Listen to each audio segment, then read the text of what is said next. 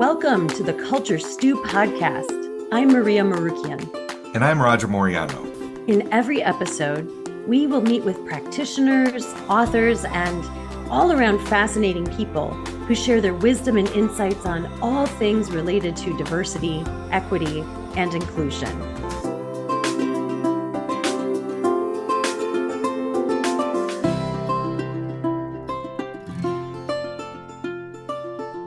Whew. Hey there, Roger. Hey, Maria. Am I not the luckiest person to have amazing people that I'm connected with and friends with, and that Oh I've my God. had the privilege and honor to be able to just know really well, like Dr. Dominique Pritchett? Yes. I love what you were saying at the end of our conversation with her after the recording ended, that you get your daily dose of vitamin D. I was like, that's exactly how I feel. I feel like I just got an amazing shot of some, wonderful cocktail of vitamins just talking with her. She's just positive, vibrant energy incarnate. Yeah, I've had the privilege of knowing Dominique for about 6 years or so now, when I was director of equity and inclusion at Carthage College, and met Dominique as an alum of the college. She was really instrumental and involved with alumni efforts, and really connecting and bringing the institution forward in a lot of positive ways. But I was always just struck by her energy, her approachability, um, her brilliance when she spoke to the issues that are important to all of us. And it's important, I think, that folks know about people all around the world that are doing just really great things in their own communities, in their own ways, that we often don't hear about in big media platforms, but are doing really wonderful work and hugely impactful work, and who are envisioning the ability of themselves to really reach folks on a much broader scale. And that's what Dominique is doing. She is carving out her best life according to her rules, and knowing and believing in her ability to reach folks through the skills that she possesses, the ideas she has, and the hope that she instills in the folks she works with. So it was just great to be able to talk to her. A few things really resonated with me. So she was talking about the work that she does both in her organization, the Beloved Wellness Center, her podcast, Space for Sisters, her clinical work, as well as her, her speaking engagements. I mean, this woman does everything, right? But a couple of things that she said that really struck a chord with me. One was, when it comes to creating the balance that is needed for us to remain in advocacy work for the long haul, right? And it's interesting that she was talking about how she's running a marathon, because I think so much of this is endurance work, but we often are like sprinting these very long runs. But she said, one thing that helps her to maintain that balance and her own wellness is asking the question, who has access to me? And recognizing that the more that we are invested in this work and we're doing the good work and we are seeing progress, the more people are going to want to utilize our resources. And we're not necessarily always on the same, we're not necessarily always aligned. And so we have to be very conscious of that, right? And very sort of methodical and intentional about who we give access to. And that really kind of struck me, something that I often don't think about. And I think she even said, it's like, I want to do all this work. I want to work with everyone. I want to help the world. And that's often sort of the space that I'm coming from. But it is really important for us to take a step back and ask ourselves, who am I giving access to and why? Yeah, and I think those questions can eventually lead to other questions of how much of a opportunity am I giving myself to have access to what I truly want in this world, and what I want to engage in, and the difference that I want to make. So I think, she puts things in a lot of great perspective that I think really will allow our listeners to ask themselves questions about, the time that they are spending, where their energy is being spent.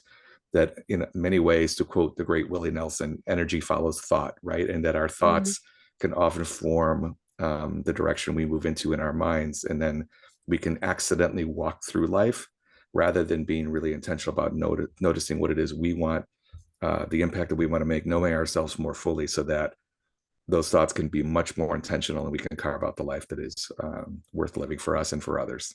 Yeah, absolutely. And I'm I loved she kind of mentioned this notion of causing good necessary trouble, which harkens back to John Lewis and his motto around causing good trouble, but also she said causing good, necessary, and professional trouble, and gave some examples of what that looks like in action. And that really resonated with me too, because I think as we're doing this work and again engaging in it from a strategic long-term perspective, recognizing that causing good necessary professional trouble sometimes means that we need to very visibly and explicitly push against the status quo and sort of the system.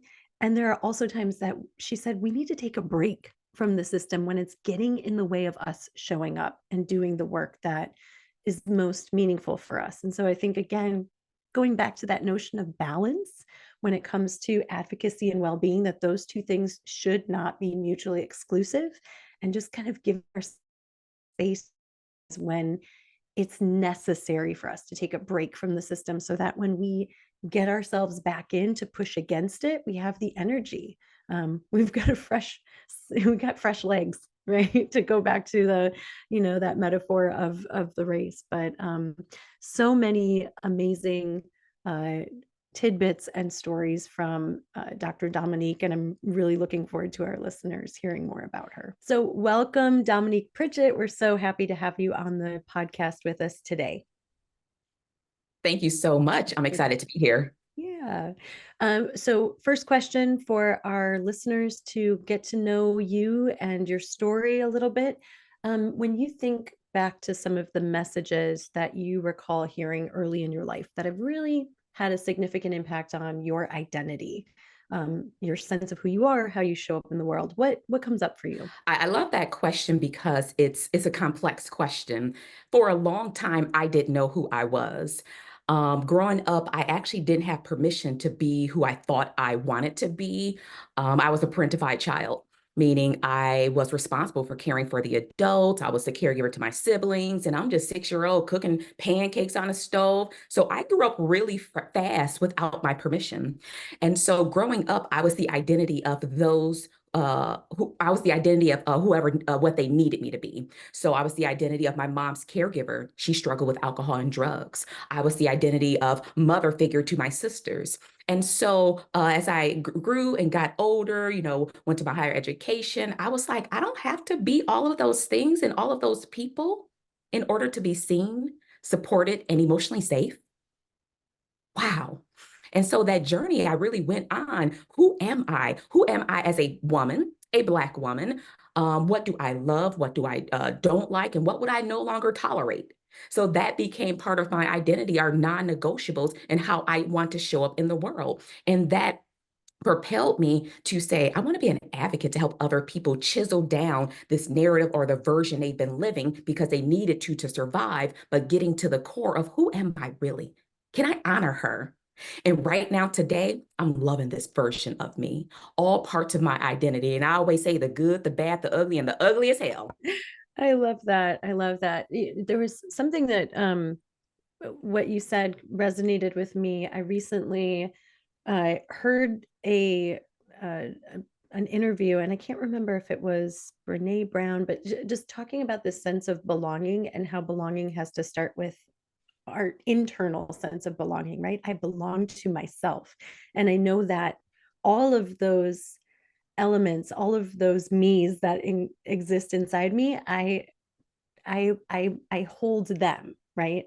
And there is something really beautiful and liberating about uh, allowing ourselves to just embrace that internal person that Yeah. maybe has either not been permitted to be seen or heard, or it wasn't safe for us to explore and bring that self forward. So I thank you so much for sharing that. I think it's really powerful. Yeah, and when we talk about sense of safety and belonging, we can't help but touch on trauma. And so I didn't belong to myself because I felt like because of all the things that happened to me around me. And so when someone takes ownership of your body at a young girl, as a young girl, I didn't belong to me. I belonged to those people. And so I had to heal all the parts of me. In my practice, I do parts work because there are pieces of us that are acting out because they're like, hey, see me, or they're trying to protect us and all of that. And so that sense of belonging came with repair work, healing, time. Yeah, that, Dominique, I've been blessed enough to know you since about 2017, 2018 or so when I was working at Carthage, and you are a Carthage alum, Carthage College in Kenosha, Wisconsin. And I'm curious, how your journey through your upbringing and kind of the challenges that were there and kind of how you persevered. A lot of where you're at today, I think, is not only based on that perseverance, but also some of the opportunities that came your way that you forged and worked hard to attain, and allowed you to move through into the direction you wanted to carve out for your life. And so, can you talk to me? I was very curious, obviously with that background that we share in terms of Carthage College and the connection there. What was it like for you to have the opportunity to get into higher education, start imagining who you could be in your life, what kind of impact you could have, and maybe what were some of the ways the community there helped support your growth? I believe it's important for me to share this 30-second story, if I may. Arriving at Carthage College on the Lake Michigan in Kenosha, Wisconsin. I'm from Kenosha. And so we would drive by this fancy place with all the glass windows. And I was like, that could never be me. But I didn't really learn about college until maybe the end of my sophomore, early junior year. I heard it. I would see the Cosby Show. I would see other shows on TV, A Different World. But no one taught me about college. I thought that was a privilege that I didn't have or I couldn't attain, let's put it that way. And so I really thought my job would be graduate high school and go on to work in housekeeping or something like that. And so arriving on campus with a black garbage bag of my most basic belongings, because up until that point, I was homeless off and on until the day I turned 18, January of my 18th year.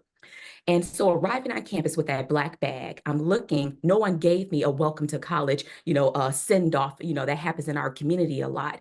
And so getting there and learning over the course of a few months that I can do things that I've dreamt about my whole life, such as eat 3 meals a day, such as go to clubs and meet new people and not have them want anything from me. And so my education at Carthage really opened my eyes to what it meant to self-advocate. And it's also important to note back then, and there's still a long way to go at Carthage, and it's publicly known and it's publicly discussed. It's identified as a predominantly white institution. And so going there, coming from a community where I saw many people that were Black and brown, and now I'm put in a place, I'm like, okay, so how do I navigate these nuances? And so being able to self-advocate collectively through Black Student Union, United Women of Color, NAACP on that campus. I was one of the first founding members of NAACP, and then through my sorority, Delta Sigma Theta. And so finding a way to advocate, that played a part again into, geez, if I have these resources around me, I wonder who lacks these resources and need them just as bad as I do. And so being there, it propelled my mental health journey for myself, my ability to understand the power of advocacy. And I was like, I want to be a therapist. So that was my first encounter of going into therapy. And so attending that university, or that college, I should say, there were so many questions that we had to ask. And now I'm not afraid to ask the hard questions because I believe the power of a great conversation is asking great questions. And the questions I asked weren't always of the norm. And so I was able to understand what a true diverse perspective to an issue meant. Because remember, growing up, it was one way or the highway. I didn't have a lot of time for perspective. I was in survival mode. And so also understanding the complexities within systems, because when we face things like racism, discrimination, and exclusion of resources for mental health, we know it's systemic at the core.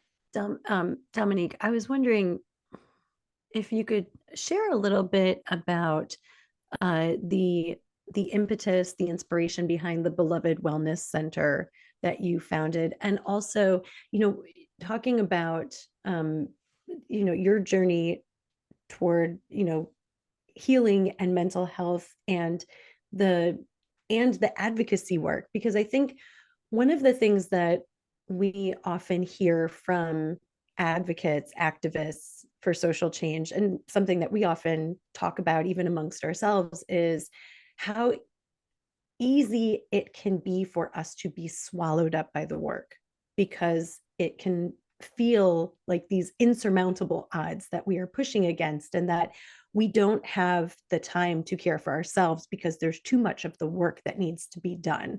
And so I'm wondering, how have you personally been able to navigate that balance? And how do you also help others who are in the space to navigate it? Yes, thank you so much for that question, because my life experiences have played a part in every step of my journey. They've played a part in the relationships I choose to bond with and who has access to me. So that was the first lesson I had to learn, is who has access to me, because I no longer take my energy, my expertise, and my excitement to help people for granted. And so I have to protect my proximity, because everyone ain't for you. People want to get close to you for either to utilize your resources, but they aren't on the same morals, values, and vision. And so I had to learn that the hard way, because I'm like, I want to help everybody, but everybody, one, doesn't want to be helped, and everybody is not on the same journey, which is okay. However, it's important to look at toxic environments, unsafe spaces. And so even when I walk into boardrooms and I'm on tons of committees, I'm a leader that likes to lead from the back at first. People say I have this huge presence when I walk in a room, but I'm an observer. I take it in. So that's the first thing I had to learn on my wellness journey. I openly share on my podcast, on my socials, that I live with anxiety, specifically obsessive compulsive disorder.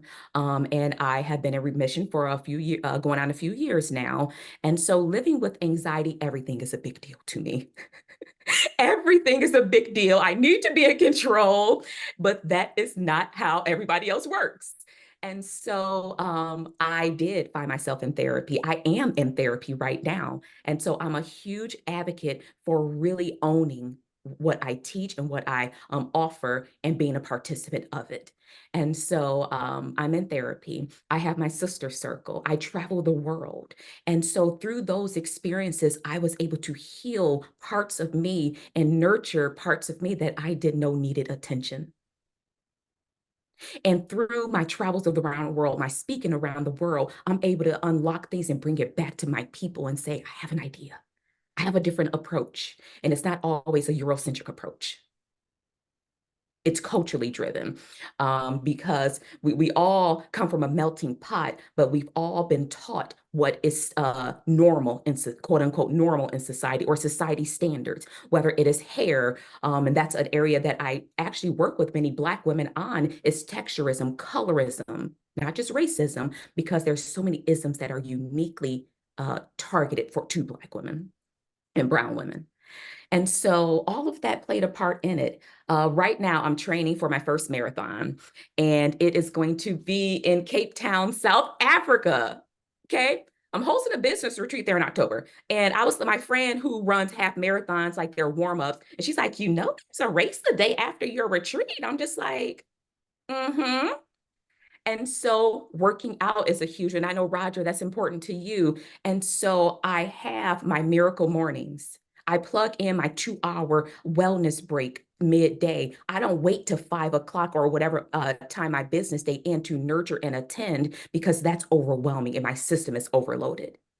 And as someone who's neurodiverse with we call it a creative brain, 50 different things sound good at the same time. Okay. All of that propelled my work with Beloved. So Beloved Wellness Center is my private practice. We are 100% virtual. And I had my office at the start of the pandemic. Nobody knew the pandemic was going to happen, okay?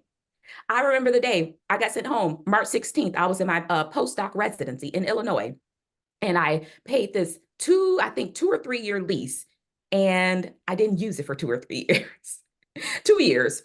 And so I said, I think I'm gonna go virtual. That just makes sense. But I was able to travel and still see my clients in their home-based Wisconsin. But Beloved started because the pandemic, the world really shut down March that year. And then in Kenosha, there was civil unrest, civil explosion, and literally and figuratively. And so for the first time in my life, I encountered something like that. And I recall having a conversation with my grandma, and I said, Grandma, I don't feel like I'm doing enough. She said, you just being you, God put you on this earth and you are enough. So I'm driving down the highway and I'm praying, and I said, God, give me how can I better serve my people? Because at that time, a therapy office wasn't priority. People were on the ground advocating and marching. And so I would go set up a little, resource table down by the courthouse and just say, hey, if you need crisis services, if you need milk for whatever's being thrown in your eye, I got you. I'm driving down the highway and I heard, just be the love. Just be the love. And you know me, I'm a businesswoman. I went to the USPTO trademark site and I said, let me do some quick research. So that's how Beloved Wellness Center came about. And I didn't call it a therapy practice, a psychotherapy practice, because I know those are tough words for people in my community. And so wellness, I want to teach about wellness. And so my vision still is to be a holistic wellness place, whether it is Reiki, why people don't get taught about that, Reiki, drumming circles, yes, therapy, that is Beloved Wellness Center. Wow. You're taking me back to that time. And I remember conversations we had during that time as well. And I'm just so proud of you and everything that you've accomplished and built and everything. And it made me think also, you were mentioning earlier your approach to really connecting with folks in the folks that you meet with and support, and connecting with them on a deeper level, right? Really understanding the complexities of what folks go through the isms that we experience in our society, but that also your own unique experience really allows you to reach folks who maybe are hearing things perhaps from other therapists or from other places that is very textbook in terms of therapy, but isn't reaching folks to their lived experience, right? And I was just curious, how the challenges people face, how do you help them navigate that? What kind of ways do you inspire folks? And I noticed a lot in the last, in the years that you've been doing this work, how you speak a lot about manifesting your life or really speaking opportunities into existence. And do you use those types of philosophical outlooks to really help support, people that you meet with? Because like you said in your own story, you didn't know college existed. You didn't know what it was. You didn't know what the possibilities were. How do you help folks see their own possibilities in the middle of moving through their challenges? One of my favorite authors is Viktor Frankl, and he wrote Man's Search for Meaning. And in the book, it talks about it's a lot of heavy context, but there's a depth of inspiration as well. He talks about hope, purpose, and meaning. Through hope, I can imagine. And this is what I love about little people, little kids. They imagine, and he's like, oh, okay, that can happen. When we get grown, we lose that art of imagining. And so within my practice and my approach, there is a degree of manifestation, but it requires work. And that's why I think about spirituality. We can pray, but prayer without doing the work falls flat. And so there is a degree of let's imagine what it will feel like. Let's imagine you there. Let's imagine things got better. For some people who have to go into certain work cultures or have to go into certain communities, there ain't time to imagine because that ain't paying the bills. Okay. But in therapy, I say we got 45 to 60 minutes for us to dream, imagine, and then identify how we're going to do the work to start accomplishing the small things to give you access to the bigger things in life. And so, yeah, manifestation is the invitation to hope, to dream, to envision.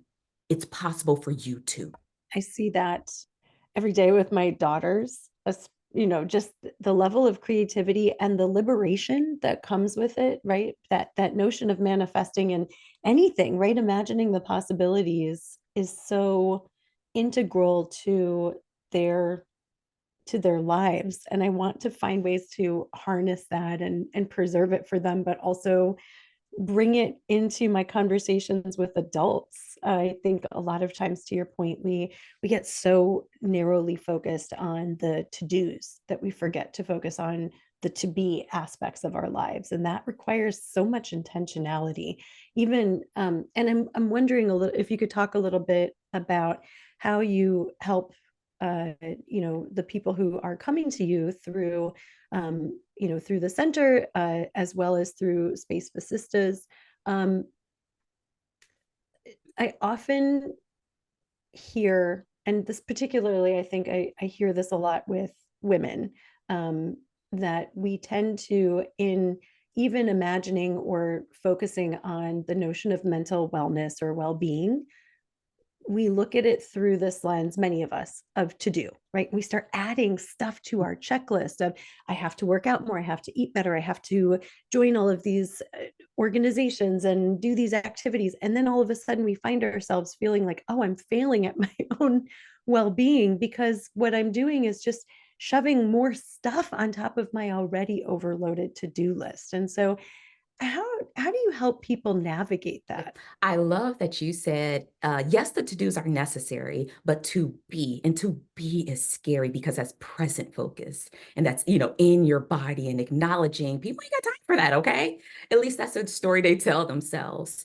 And so when you think about adding all of those things, you got all of these hats, all of these roles, all of these responsibilities. One, I invite people to share their story. And that is one of the premises of, and thank you for putting the AS on sisters. Thank you. So that is one of the premises for Space for Sisters, as well as Beloved Wellness Center, is what is your story? So often we want to help and serve people as the helper is that we are treating them cookie cutter based on these therapeutic modalities that we have learned in school or a book we just read, but who is in front of us? That is the invitation for compassionate curiosity, because I'm like, oh my gosh, I have this unique being in front of me. There's so many, whatever. And so I always tell my clients, I'm your co-pilot. As a solution-based therapist, my goal isn't to throw solutions at the wall and hope spaghetti sticks, but my goal is for you to apply things that are meaningful right now. And then our treatment plan is designed for in the upcoming months and in the future. But what is meaningful and necessary right now? But it might be getting yourself to a sense of safety out of an abusive relationship, or getting you and your kids food to eat, getting you, helping you report something, a civil rights issue through your whatever. That was my story. And working in corporate healthcare is having a supervisor that sexually harassed me. Then later going on to settle a lawsuit for discrimination and as well as other things. And so those are the women I attract. And so being able to ask, what is your story? What happened? Not, why you acting like that? I mean, you are that angry Black woman that people say you are. No, no. What is your story? If someone had asked me that at any point in my life, and actually it didn't get asked until my freshman year in college after I was balled up in a fetal position in my dorm room, and they said, you got to get help. Okay. No one asked me what happened because that came with a cost to tell. And my mom was like, don't have those white people up in here. Those white people better not coming in our house. In my household now, there are no secrets except the present you might get for your birthday. No secrets. And so being able to help people learn to tell their story, because many Black and brown women, we code switch as a method of survival. And when I'm on stage speaking, or if I'm in my office, I always ask, who said you had to do that anymore? We are so conditioned to do the things that's easy survival and not realizing they're counterintuitive or productive, and they're also oftentimes self-sabotaging. And so inviting people to tell their story, I utilize interventions like EMDR, eye movement desensitization and reprocessing. I utilize narrative therapy. I invite my clients to share, how do you find strength? Where does your strength come from? As a woman of faith, I pray with my clients if that is their belief system. Okay. And so I've chiseled down what people think therapy is. Therapy ain't a thing, it's a process. It is a delicate professional relationship. It's one that requires so much protection. Thank you for that. That's so important for folks to hear. And, um, you know, I was thinking about the challenges to the work that you do, and how the work is already difficult enough, right? But you do it so well through an intersectional lens in understanding the nuances and the ways in which, um, you know, discrimination and other issues that pop up in our lives can really impact and be woven into the issues that we have to resolve. We're in the midst of a time now when, attention to the issues of Black and Brown folks, and naming those things as important issues, is under assault. We have our society really having the institutions that are designed to address diversity, equity, and inclusion issues, or the issues of Black and Brown folk, scholarship opportunities for Black and Brown folk, all being blamed on wokeness, right? Or, the DEI is ruining everything. It caused a ship to hit a bridge in Baltimore. It caused, the Chicago Bears to lose to the Packers again. It caused, me to get off my diet. Wokeness is now the cause of every problem, right? And I know that that's an issue that affects all of us in the work of connecting with Black and Brown folk. How has the reality of these things happening impacted not only your ability to reach folks in your work, but also the people you serve as well? Are you feeling like the challenges that are already great to begin with are being compounded because of these attitudes toward these types of efforts? Absolutely. Yeah, I chuckled at a few of them because it really is blamed on literally everything. And I even saw something online yesterday, and they said, well, the new DEI is you didn't earn it. Well, folks didn't earn this country, but we ain't talking about that. And so it is making it complex because it ties directly back to access of resources. Already, people are fighting to get quality care. Okay. When we talk about quality care, we have to talk about walking into a place where providers look like them, speak their language, access to resources beyond therapy and medications. And so it's making it that much harder. And so if we're seeing this in the mental health world, we know the world at large, folks who were not just protected, but that were truly giving opportunity through DEI initiatives and efforts. And so it does trickle down. One of the recent things that happened in our world, the medical and mental health world, there was a cyber attack on a clearinghouse. And it broke the infrastructure for a while because we're like, we got to rely on technology, but it really highlighted the true systemic issues as us as providers, also the people who really need resources. So if folks are in individuals who are identified as marginalized, and I often say we can't forget about those who are living in the shadows of those margins.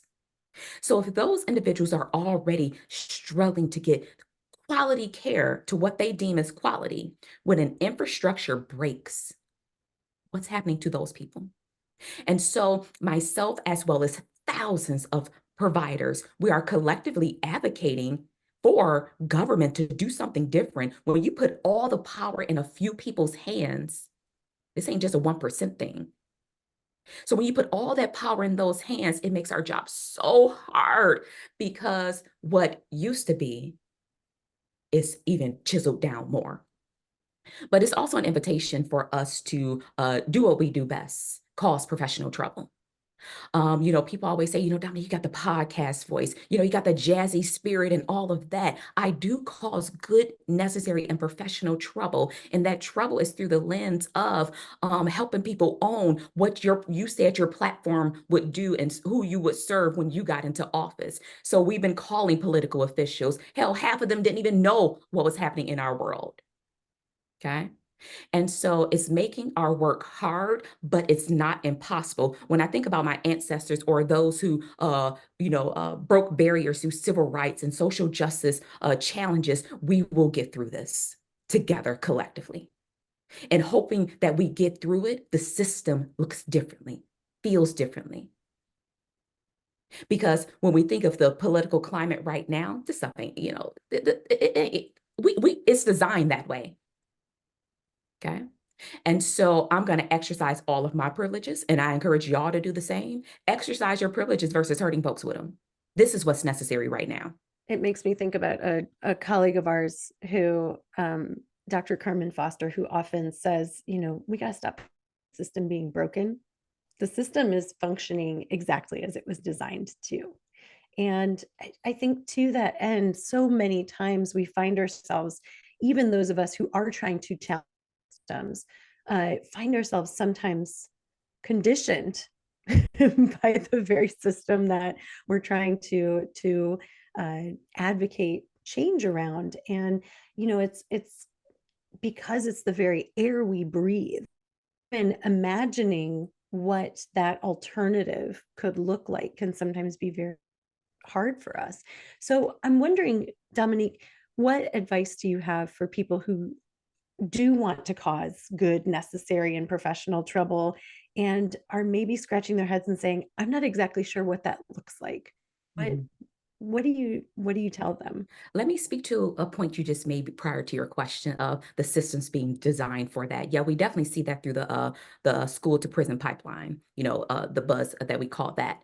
But also we see it. I had to step out of the system, and I went through a challenge when I opened up my private practice. Initially, I took insurance, but the labor, the stress of working with insurance companies, it limited people, it limited my ability to show up and do the work. And so I did decide to make my practice a predominantly private pay practice. And I went through hell for my community. So you talk about somebody who stay there for the people, but did this drastic thing. But I had to do it for my sanity because the system was getting in the way of my ability to do the work. Okay. And so that was a huge shift. And I said, I don't want to be a victim to the insurance system. And this isn't a ding. There are many great pro-insurance practices. So I want you to hear me very clearly. I made an executive decision for my business. And there is a population within the Black women that I thrive with serving. And so I don't want you to ever think, oh, well, because that agency doesn't do this. Find who you connect with. Find the people that design a service, a program with you in mind. And so I wanted to highlight that in terms of I had to take a break from the system because the system was getting in the way of me showing up. Okay. So if you are thinking about, I'm ready to start advocating, but where do I start? How do I do it? It doesn't require perfection. We are also intertwined and interconnected. Figure out your why. When I coach and strategize with mental health therapists on integrating speaking and services into their business, whether I'm working with a client in private practice or I'm showing up just to a community meeting, it has to go back to your why. Okay. Your why is tied to why you're going to take those risks, why you are going to show up even when you don't want to, why you're going to bring folks with folding chairs to a table where it was designed not to have them there. What is your why? That's deeper than purpose. What is your why? Okay. And so that's the first thing. So if you find that spark, one of the things that I teach is the spark to speak. Once you find that spark, figure out what other folks are got that same spark. 2, 3 of us. Oh, that's a whole meeting right there. That's a whole organization right there. Where 2 or 3 are gathered, do great work. And so figuring out who has your shared interests, your morals, your values, your areas that you want to support. And change can be slow. I want you to keep that in mind. Change can be slow. We have these bright ideas. We're going to save the world. Touch 3 or 4 people in your community. Just show up. So, that's a mouthful, but there is no easy way and no perfect way to start advocacy work, social justice work. And here's the thing, you've probably been doing it for a long time. When you show up at those PTA meetings and you advocating for your child, when you show up at church and tell the usher lady, no, we're not sitting on the back pew today. We want to be up close to the speaker preacher. You've been advocating for a long time. Now we have to become educated about what are we advocating for and be aware of how our privileges and how our own biases might get in the way of the work. And also our strengths, how it will elevate the work. Yeah, I just, so much of what you've shared and, the approach to your work and your navigating the issues of the world really, brings up the word hope. And I know hope is something that's talked about quite a bit in a lot of different ways. And I'm just curious, you've gone through a lot in your life, and you've persevered, you've worked incredibly hard. You've received support, sometimes in places you didn't expect it to come from, and in other instances, support that you sought out. In the middle of it, though, I imagine that hope played a role, right? And I'm certain that hope plays a huge role in the way you work, in your practice as well. What does hope mean to you, and what do you hope for moving forward? One of my favorite sayings, I'm a quotey. I'm sure there's some fancy term of quotism. I'm sure there's something fancy about it, but I'm a quotey. My condition does not have to become my conclusion. I learned that I don't know, I heard it from someone, I don't know, but I learned it probably when I was like 12 or 13. And so I was like, I like that. My condition does not have to become my conclusion. And that condition can be a state of positivity, like I want more. I'm doing good, but I want more. That's not the end of me. Or it can be the unpleasant parts, like it has to get better than this. And so hope is choosing to take one step in front of the other. Hope is choosing to not just build a legacy, because that's what's happening, in the entrepreneurial space. And, folks are like, I was talking at the Boys and Girls Club most recently, and they're like, I want to leave a legacy for my family. And I was like, what does that mean? Are you living a legacy right now? So hope is being present with building for the future. So many people want to get there. They want to advocate. They want to do social justice work, but where are you right now? Are you positioned to take that on? And so hope is not putting yourself in the box. We've been taught that the sky is the limit. No, it's not. It is not. Hope may not always be pretty, but treat hope like your bestie. Lean on hope when you don't have answers. Lean on hope when there's uncertainty. Hope is equivalent to faith. Sometimes you don't always see it right away, but it invites optimism. What are you focusing in the months to come, Dominique? Professionally, personally, just generally speaking, what is exciting you and giving you energy and spirit these days? A lot of running, I know that's for sure. If you see me and I'm waving you down, that means pick me up and take me back home. The other day I went a little too far, and I was like, okay, that was halfway, but I got to go back home. Yeah, right. I almost called a ride, but I was like, no. I'm going to finish this, even if I'm limping to the finish line. Yep. One of my big goals was to run a marathon before 40. And my timer's like, you have 6.5 months, before your race. And I'm like, oh, wait, it's going fast. So that was one of my goals. And so, yes, I'll be training for my marathon. So if you got any tidbits, I will invite you to send them my way with love. So I'm really excited about that, because it is a testament to my body. And it's actually allowed a lot of private and quiet time with myself. No techie, I can't be techie, while running. So I'm excited about that. One of my newest endeavors and my new brand is called Speak to the Soul. When I was at a keynote last November, many people walk up to me, and I know I add value in people's lives, and I know I create that spark for them to speak up for themselves or other people. One lady came up to me and said, you spoke to my soul. She said, I'm not leaving here the same version I came in with, because I know I deserve more. We both had a sister girl come the moment, and I said, okay. And we cried. I'm crying with her, because it spoke to my soul. And so then I started getting all these messages like, you changed me.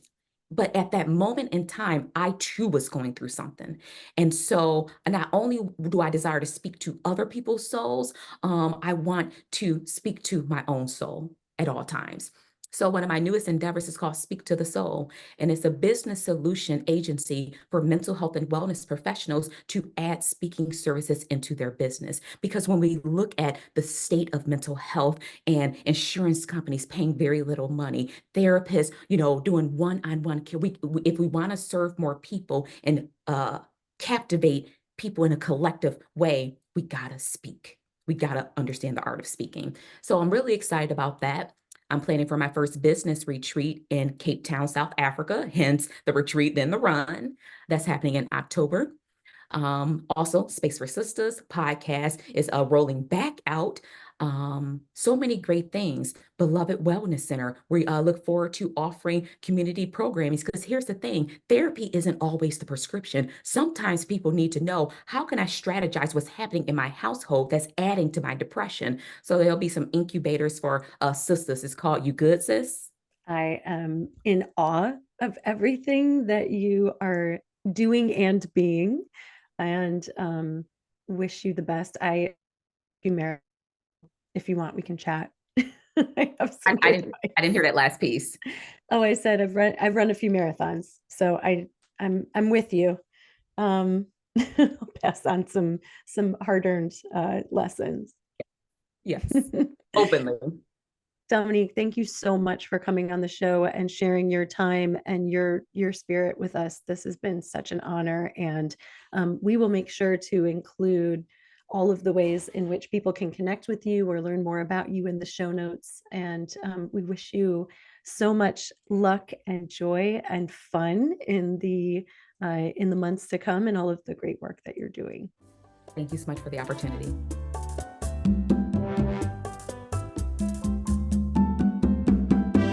Thank you for listening to Culture Stew. In a world full of podcasts, we are so grateful that you chose to spend time with us today. Culture Stew is produced by MSM Global Consulting and hosted by me, Maria Morukian. And me, Roger Moreano. Are you interested in learning more about Culture Stew and MSM Global Consulting? Sign up for the Culture Stew newsletter at www.msmglobalconsulting.com and send us your stories or your questions at culturestew@msmglobalconsulting.com. And remember to please give us a 5-star rating and review on your podcast platform. See you next time.